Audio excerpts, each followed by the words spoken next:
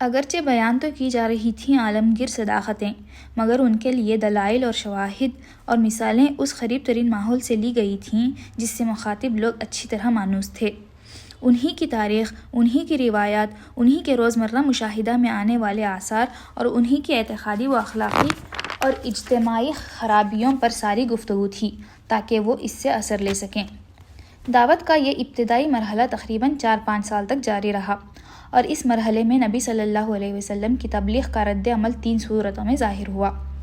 1. چند صالح آدمی اس دعوت کو قبول کر کے امت مسلمہ بننے کے لیے تیار ہو گئے۔ 2. ایک کثیر تعداد جہالت یا خود غرضی یا آبائی طریقے کی محبت کے سبب سے مخالفت پر آمادہ ہو گئی۔ 3. مکہ اور قریش کی حدود سے نکل کر اس نئی دعوت کی آواز نسبتاً زیادہ وسیع حلقے میں پہنچنے لگی۔ یہاں اس سے دعوت کا دوسرا مرحلہ شروع ہوتا ہے۔ اس مرحلے میں اسلام کی اس تحریک اور پرانی جاہلیت کے درمیان ایک سخت جان گسل کشمکش برپا ہوئی جس کا سلسلہ 8-9 سال تک چلتا رہا۔ نہ صرف مکے میں، نہ صرف قبیلہ قریش میں، بلکہ عرب کے بیشتر حصوں میں بھی جو لوگ پرانی جاہلیت کو برقرار رکھنا چاہتے تھے وہ اس تحریک کو بزور ہٹا دینے پر تل گئے۔ انہوں نے اسے دبانے کے لیے سارے حربے استعمال کر ڈالے، جھوٹا پروپیگنڈا کیا، الزامات اور شبہات اور اعتراضات کی بوچھاڑ کی، عوام الناس کے دلوں میں طرح طرح کی وسوسے اندازیاں کیں، ناواقف لوگوں کو نبی صلی اللہ علیہ وسلم کی بات سننے سے روکنے کی کوششیں کیں، اسلام قبول کرنے والوں پر نہایت وحشیانہ ظلم و ستم ڈھائے، ان کا معاشی اور معاشرتی مخاطرہ کیا اور ان کو اتنا تنگ کیا کہ ان میں سے بہت سے لوگ 2 دفعہ اپنے گھر چھوڑ کر حبش کی طرف ہجرت کر جانے پر مجبور ہوئے، اور بالآخر تیسری مرتبہ ان سب کو مدینے کی طرف ہجرت کرنی پڑی۔ لیکن اس شدید اور روز افزوں مزاحمت کے باوجود یہ تحریک پھیلتی چلی گئی۔ مکے میں کوئی خاندان اور کوئی گھر ایسا نہ رہا جس کے کسی نہ کسی فرد نے اسلام قبول نہ کر لیا ہو۔ بیشتر مخالفین اسلام کی دشمنی میں شدت اور تلخی کی وجہ یہی تھی کہ ان کے اپنے بھائی، بھتیجے، بیٹے، بیٹیاں، بہنیں اور بہنوئی دعوت اسلام کے نہ صرف پیرو بلکہ جانثار حامی ہو گئے تھے، اور ان کے اپنے دل و جگر کے ٹکڑے ہی ان سے برسر پیکار ہونے کو تیار تھے۔ پھر لطف یہ ہے کہ جو لوگ پرانی جاہلیت سے ٹوٹ کر اس نوخیز تحریک کی طرف آ رہے تھے وہ پہلے بھی اپنی سوسائٹی کے بہترین لوگ سمجھے جاتے تھے، اور اس تحریک میں شامل ہونے کے بعد وہ اتنے نیک، اتنے راست باز اور اتنے پاکیزہ اخلاق کے انسان بنتے جاتے تھے کہ دنیا اس دعوت کی برتری محسوس کیے بغیر نہیں رہ سکتی تھی جو ایسے لوگوں کو اپنی طرف کھینچ رہی تھی اور انہیں یہ کچھ بنا رہی تھی۔ اس طویل اور شدید کشمکش کے دوران میں اللہ تعالیٰ حسب موقع اور حسب ضرورت اپنے نبی پر ایسے پرجوش خطبے نازل کرتا رہا جن میں دریا کی سی روانی، سیلاب کی سی قوت اور تیز و تنگ آگ کی سی تاثیر تھی۔ ان خطبوں میں ایک طرف اہل ایمان کو ان کے ابتدائی فرائض بتائے گئے، ان کے اندر جماعتی شعور پیدا کیا گیا، انہیں تقویٰ اور فضیلت اخلاق اور پاکیزگی سیرت کی تعلیم دی گئی، ان کو دین حق کی تبلیغ کے لیے طریقے بتائے گئے، کامیابی کے وعدوں اور جنت کی بشارتوں سے ان کی ہمت بندھائی گئی، انہیں صبر و ثبات اور بلند حوصلگی کے ساتھ اللہ کی راہ میں جد و جہد کرنے پر ابھارا گیا، اور فداکاری کا ایسا زبردست جوش اور ولولہ ان میں پیدا کیا گیا کہ وہ ہر مصیبت جھیل جانے اور مخالفت کے بڑے سے بڑے طوفانوں کا مقابلہ کرنے کے لیے تیار ہو گئے۔ دوسری طرف مخالفین اور راہ راست سے منہ موڑنے والوں اور غفلت کی نیند سونے والوں کو ان قوموں کے انجام سے ڈرایا گیا جن کی تاریخ سے وہ خود واقف تھے، ان تباہ شدہ بستیوں کے آثار سے عبرت دلائی گئی جن کے کھنڈروں پر سے شب و روز اپنے سفروں میں ان کا گزر ہوتا تھا۔ توحید اور آخرت کی دلیلیں ان کھلی کھلی نشانیوں سے دی گئیں جو رات دن زمین اور آسمان اور ان کی آنکھوں کے سامنے نمایاں تھیں، اور جن کو وہ خود اپنی زندگی میں بھی ہر وقت دیکھتے اور محسوس کرتے تھے۔ شرک اور دعوائے خود مختاری اور انکار آخرت اور تقلید آبائی کی غلطیاں ایسے بیان دلائل سے واضح کی گئیں جو دل کو لگنے اور دماغ میں اتر جانے والے تھے۔ پھر ان کے ایک ایک شبہ کو رفع کیا گیا،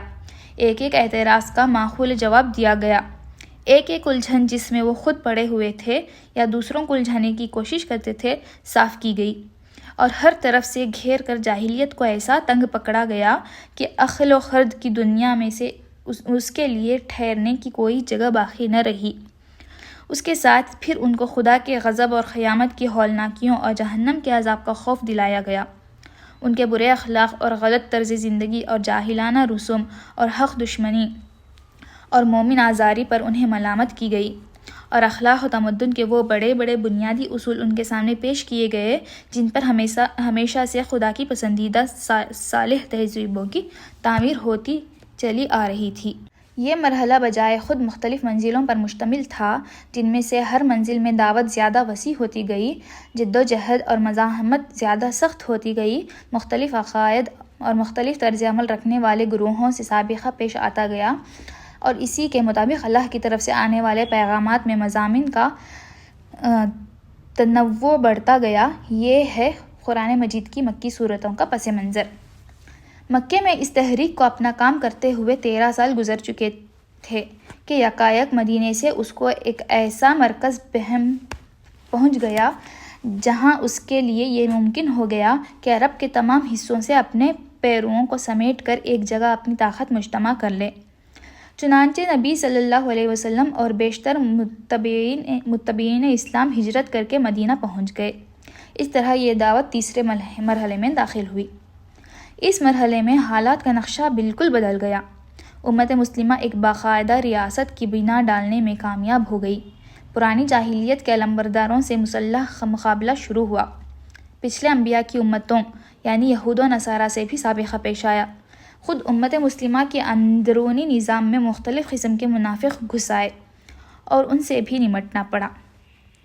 اور 10 سال کی شدید کشمکش سے گزر کر آخرکار یہ تحریک کامیابی کی اس منزل پر پہنچی کہ سارا عرب اس کے زیر نگیں ہو گیا، اور عالمگیر دعوت اور اصلاحی کے دروازے اس کے سامنے کھل گئے۔ اس مرحلے میں بھی مختلف منزلیں تھیں، اور ہر منزل میں اس تحریک کی مخصوص ضرورتیں تھیں۔ ان ضرورتوں کے مطابق اللہ تعالیٰ کی طرف سے ایسی تقریریں نبی صلی اللہ علیہ وسلم پر نازل ہوتی رہیں جن کا انداز کبھی آتشین خطابت کا، کبھی شاہانہ فرامین و احکام کا، کبھی معلمانہ درس و تعلیم کا، اور کبھی مصلحانہ افہام و تفہیم کا ہوتا تھا۔ ان میں بتایا گیا کہ جماعت اور ریاست اور مدنیت صالحہ کی تعمیر کس طرح کی جائے، زندگی کے مختلف شعبوں کو کن اصول و ضوابط پر قائم کیا جائے، منافقین سے کیا سلوک ہو، ذمہ کافروں سے کیا برتاؤ ہو، اہل کتاب سے تعلقات کی کیا نوعیت رہے، برسر جنگ دشمنوں اور معاہد قوموں کے ساتھ کیا طرز عمل اختیار کیا جائے، اور منظم اہل ایمان کا یہ گروہ دنیا میں خداوند عالم کی خلافت کے فرائض انجام دینے کے لیے اپنے آپ کو کس طرح تیار کرے۔ ان تقریروں میں ایک طرف مسلمانوں کی تعلیم و تربیت کی جاتی تھی، ان کی کمزوریوں پر تنبیہ کی جاتی تھی، ان کو راہ خدا میں جان و مال سے جہاد کرنے پر ابھارا جاتا تھا، ان کو شکست اور فتح، مصیبت اور راحت، بدحالی اور خوشحالی، امن اور خوف، غرض ہر حال میں اس کے مناسب اخلاقیات کا درس دیا جاتا تھا، اور انہیں اس طرح تیار کیا جاتا تھا کہ وہ نبی صلی اللہ علیہ وسلم کے بعد آپ کے جانشین بن کر اس دعوت و اصلاح کے کام کو انجام دے سکیں۔ دوسری طرف ان لوگوں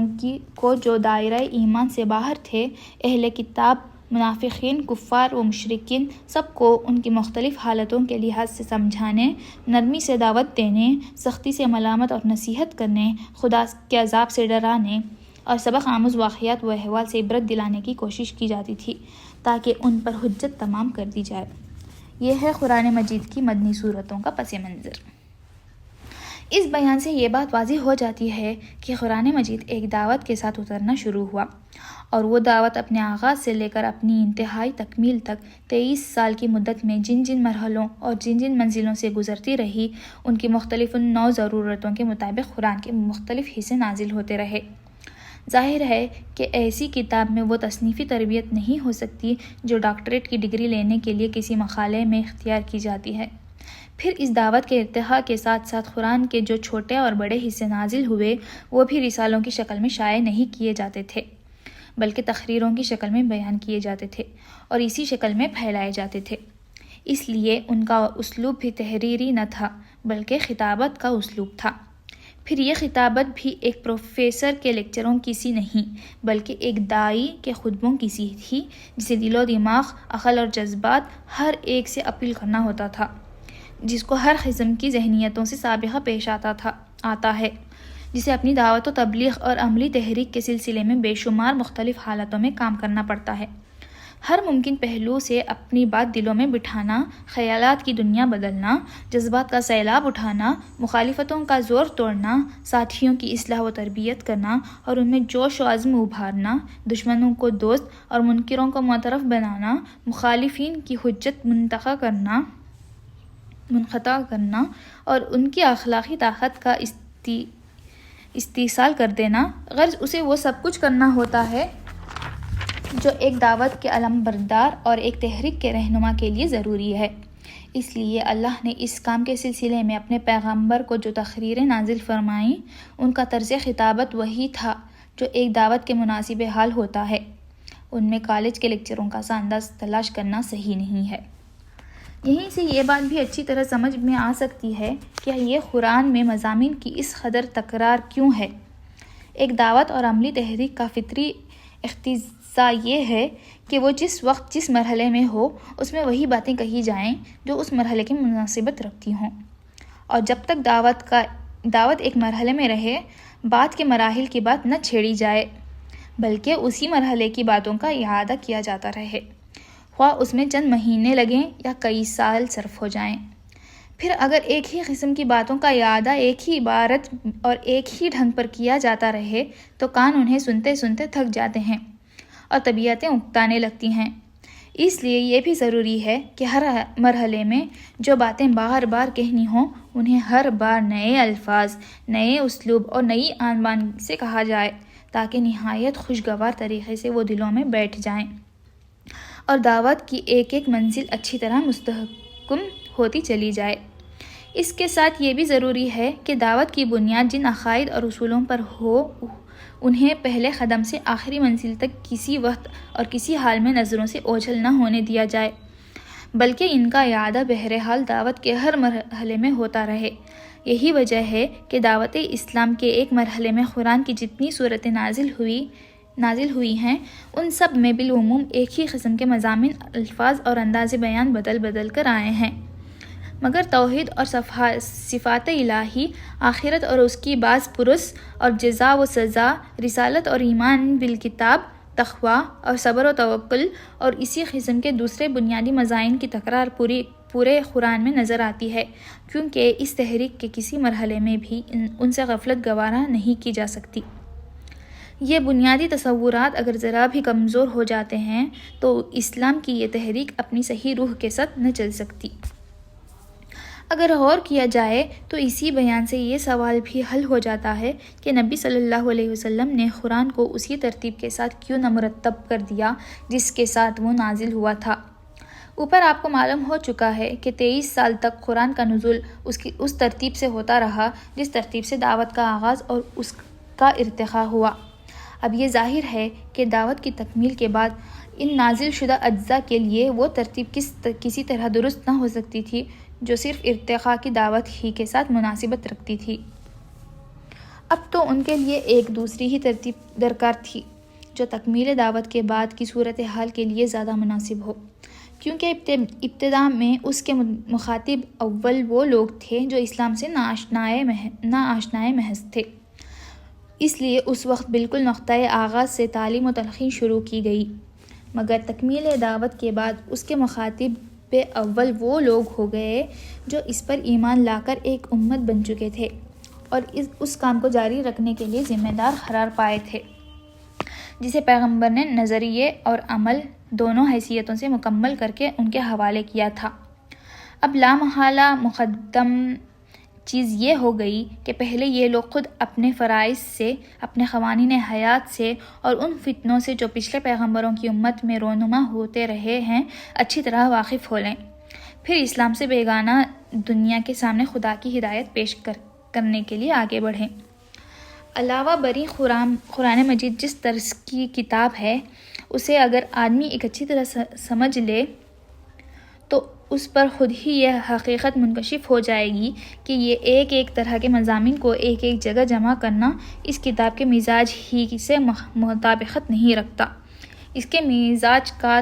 تو تقاضا یہی ہے کہ اس کے پڑھنے والے کے سامنے مدنی مرحلے کی باتیں مکی دور والی تعلیم کے درمیان اور مکی مرحلے کی باتیں مدنی دور والی تقریروں کے درمیان اور ابتدا کی گفتگویں آخر کی تلقینات کے بیچ میں اور آخری دور کی ہدایت آغاز کار کی تعمیلات کے پہلو میں بار بار آتی چلی جائیں،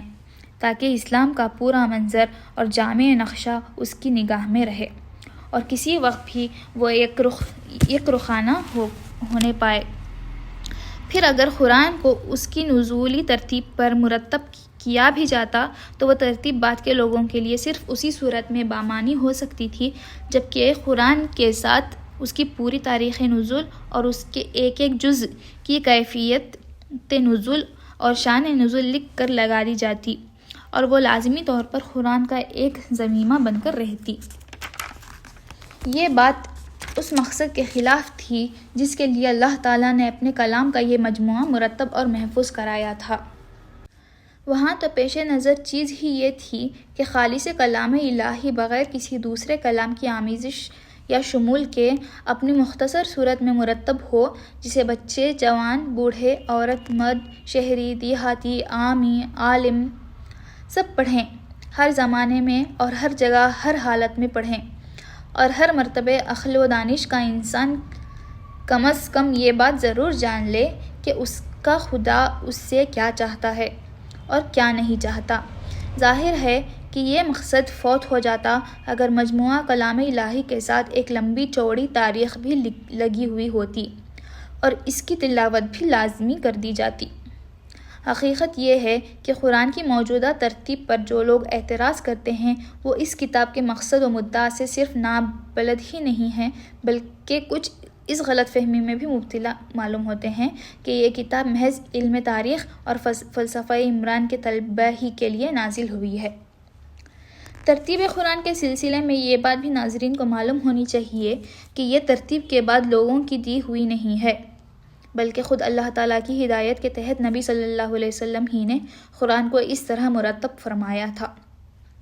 قاعدہ یہ تھا کہ جب کوئی سورہ نازل ہوتی تو آپ اسی وقت اپنے کاتبوں میں سے کسی کو بلاتے اور اس کو ٹھیک ٹھیک قلمبند کرانے کے بعد ہدایت فرما دیتے کہ یہ سورہ فلاں سورہ کے بعد اور فلاں سورہ سے پہلے رکھی جائے۔ اسی طرح اگر قرآن کا کوئی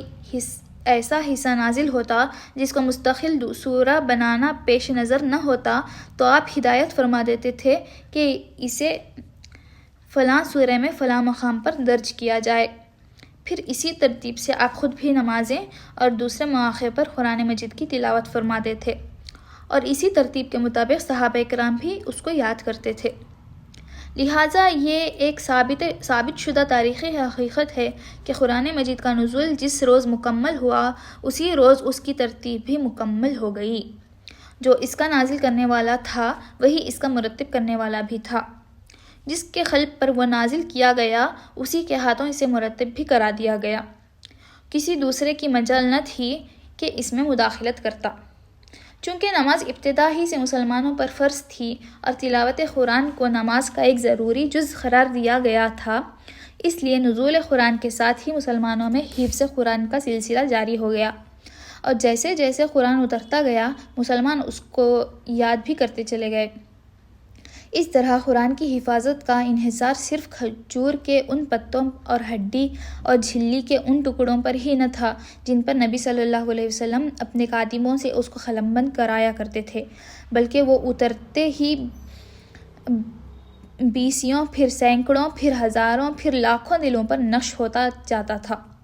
اور کسی شیطان کے لیے اس کا امکان ہی نہ تھا کہ اس میں ایک لفظ بھی رد و بدل کر سکے۔ نبی صلی اللہ علیہ وسلم کی وفات کے بعد جب عرب میں ارتداد کا طوفان اٹھا اور اس کے فروغ کرنے کے لیے صحابہ کرام کو سخت خونریز لڑائیاں لڑنی پڑیں تو ان موریکوں میں ایسے صحابہ کی ایک کثیر تعداد شہید ہو گئی جن کو پورا قرآن حفظ تھا۔ اس سے حضرت عمر رضی اللہ عنہ کو خیال پیدا ہوا کہ قرآن کی حفاظت کے معاملے میں صرف ایک ہی ذریعے پر اعتماد کر لینا مناسب نہیں ہے، بلکہ الواح قلب کے ساتھ ساتھ صفحات خرطاس پر بھی اس کو محفوظ کرنے کا انتظام کر لینا چاہیے۔ چنانچہ اس کام کی ضرورت انہوں نے حضرت ابوبکر رضی اللہ عنہ پر واضح کی، اور انہوں نے کچھ تأمل کے بعد اس سے اتفاق کر کے حضرت زید بن ثابت انصاری رضی اللہ عنہ کو، جو نبی صلی اللہ علیہ وسلم کے کاتب رہ چکے تھے، اس خدمت پر مامور فرمایا۔ قاعدہ یہ مقرر کیا گیا کہ ایک طرف تو وہ تمام لکھے ہوئے اجزاء فراہم کر لیے جائیں جو نبی صلی اللہ علیہ وسلم نے چھوڑے ہیں، دوسری طرف صحابہ کرام میں سے بھی جس کے پاس قرآن یا اس کا کوئی حصہ لکھا ہوا ملے وہ ان سے لے لیا جائے، اور پھر حفاظ قرآن بھی مدد لی جائے۔